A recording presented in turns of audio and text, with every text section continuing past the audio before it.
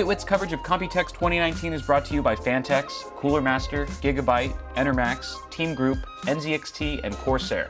To learn more about our sponsors, click on the links below. Lian Li! We're at Lian Li. This is the PCO11 Dynamic XL in beautiful, fuzzy, okay, no, it's sharp now. So they actually made it bigger in pretty much every way, shape, and form. So it's deeper, taller, and wider, but they've crammed a lot more functionality into it, which is awesome. They actually have a finished build here and the empty shell here. Let's take a look at the empty shell. Okay, so for starters, you can see that the motherboard tray is quite a bit bigger. We can go EATX all the way, and so the EATX will actually go pretty much flush with this grommet right here. So it doesn't overhang the actual motherboard tray, and you still have room to route your cables where it bends. So that's actually pretty nice. That's the first kind of major improvement. The other thing is, what if you are just relying on airflow from the bottom here, and you don't plan to mount any fans on the side? Well, they've actually considered that. So they've actually put 1, 2, 3 SSD trays here. So 2.5-inch drive mounts, which you can obviously fill this up with whatever crazy RGB arrangement you want, and these are all modular. You can pop them off if you want as well. You can also remove one of these for a 120 millimeter fan, so you could just deck this out with a 360 millimeter radiator if you wanted to. There's also a plate at the bottom here to cover it up, give it a cleaner look. You can swap this around too. You can have that plate go at the top and have the 3 SSDs at the bottom, or you can just do a sort of mix and match, whatever your heart's content. The bottom here is really nice. They actually have a removable plate so that you can actually mount your fans and radiator to first outside of the case before mounting it all inside.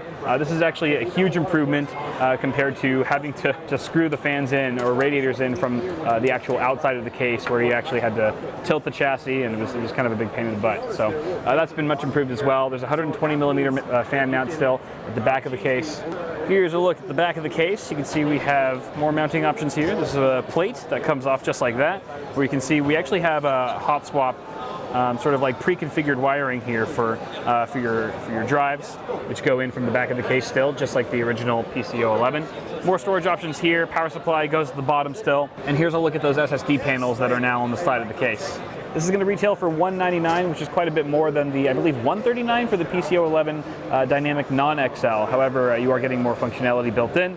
And oh, I should also mention that this is a good reminder. You can actually mount these SSD plates that were on the side here to the bottom of the case as well. So if you want to show them off in a variety of different positions, you have that option available to you. So that's the PCO11 Dynamic XL. Let's see what else they got here. This is the Odyssey X. This is a very interesting concept because if you look at this case and this case, they're actually the same case, but in different configurations. So this one's kind of more of a horizontal, where you can see that we've got this little cut in the glass. It's actually separate. It actually opens up 2 ways. It's kind of like 2 folding barn doors, whereas this one is vertical, so cut right down the middle. You have your choice of either or. I guess when it ships, it's going to come completely flat in a box, so all these pieces will require full assembly, so the user can determine at that point which way they want to go. Giving you flexibility in a multitude of forms not usually seen on computer cases. We also have this kind of cool little design here on the front panel. For example, you've got a big gap for airflow potentially coming in, but if you wanted to, you could actually swap this around and have the airflow come from the sides. The middle will be completely closed off at that point, but you'll have more openings on either side of the case. It'll be interesting to see which configuration of front panel works the best. I would imagine this is probably the worst. You're probably worse off having it from the middle, since this is where the fan hub will be, and you'll be still covering the blades for the most part, but who's to say until the reviews come out. There's obviously a lot of flexibility here, this especially being a relatively large chassis. You can see in this configuration they actually have a radiator at the front, a 360 rad it looks like, as well as another one at the top. Whereas over here, maybe you could do something like 3 fans on the side and have another radiator at the top there. So a lot of options to play around with. I think this is the more interesting configuration of the two, with the glass barn doors mounted vertically, simply because you actually get to see the hinges in action. There are hinges on this panel. It's very interesting. And it also kind of creates this gap here, so it becomes a little bit more open air. Obviously no dust filtration there, so that might be a concern for some users, but certainly a unique look that's going to cost you a pretty penny. Right now, Lian Li is estimating, I believe, anywhere from $300 to $400, which is relatively steep. It'll be interesting to see how many people actually pick one of these up. Look at these feet. These case feet are huge. You know what they say about cases with big feet. This is the Lancool II. This is probably the case here that I'm most excited about because of the price point, $89, which is kind of unheard of for Lian Li. They're really trying to attack the mainstream market here and go after a lot of their competitors that have cases in this price range. Look at this, power supply shroud is external. It's like an external power supply shroud that actually folds down from the left side. This is huge. I wish more cases would start doing this. It actually allows you to access your drive cages, where you've got 3 slots right there. You can access your power supply. You know what happens to me oftentimes is I'll actually install the power supply in a case that has a power supply basement and then forget to have plugged in one of the power supply cables, but the connector for it is way off to this side, and I'm just like trying to fish for it on the other side of the case. If only there was a way you could fold it down. This is actually really handy. I think it's going to help out a lot of builders who are in tight situations. The side panel is on hinges. Very nice, opens very seamlessly. And inside we actually have a very well thought out interior. Of course, you got, it looks like a 140 millimeter fan mount right there. It looks like you could go up to EATX motherboards here, because if you look at this guy, so I think by default, it's like this, right? Kind of like this. So if you have an ATX motherboard, the cables will just route right in here, kind of very cleanly. However, if you're stepping up to EATX, turn this around, and that gives you probably about a good inch, maybe an inch and a half more clearance for your motherboard, so that the cables are still routed very cleanly. Kind of like that. You have some cable cutouts right here, a couple fan mounts for 120 millimeter fans going straight up to your GPUs.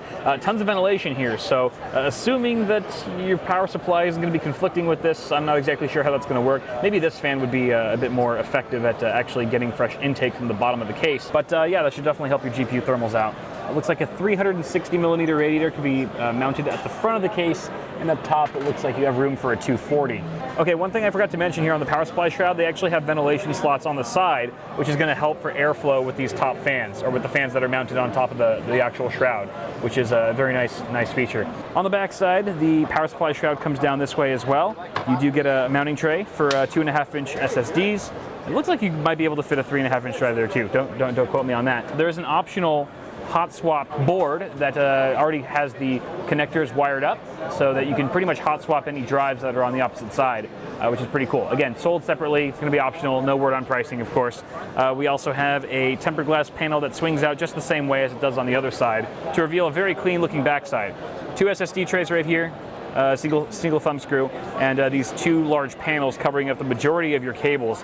If you remove this guy right here, it'll actually reveal a little mounting plate that would be ideal for mounting, whoop, there goes the thumb screw, would be ideal for mounting, say, like an RGB controller, which I believe this case comes included with, or a fan hub, for example, if you wanted to mount one here. It just keeps things really tidy, especially with all the cables that are usually wired up to those devices, all under one seamless panel. That's pretty cool. This panel is held in by a single thumb screw, which I've just removed, and if you take that off, you can see sort of our front panel connectors just running down seamlessly.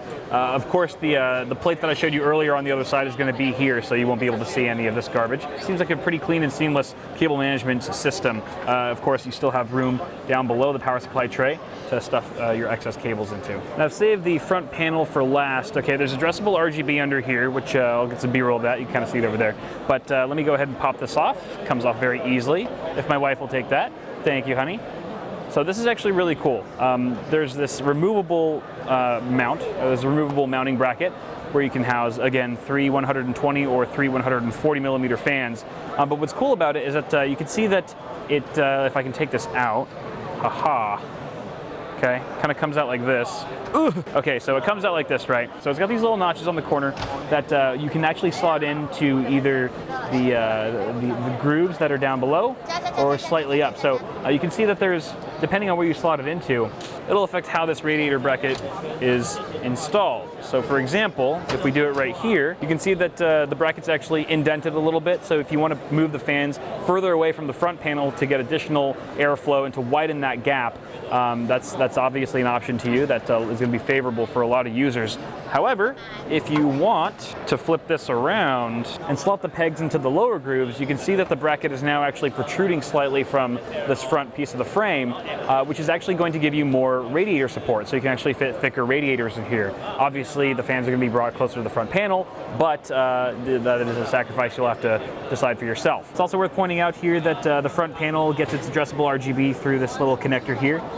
These little metallic pegs on these metallic contacts straight up here, very similar to what we've seen on like Phanteks case, for example, on the N2 Evolve. So this is the Lancool II, $89. I think that's a very attractive price point, especially for Lian Li cases. I think a lot of people are going to be attracted to it because of its flexibility and the crazy amount of thought that's been put into the design. And there we have what's chalking up to be one of my favorite new Lian Li cases here at Computex 2019.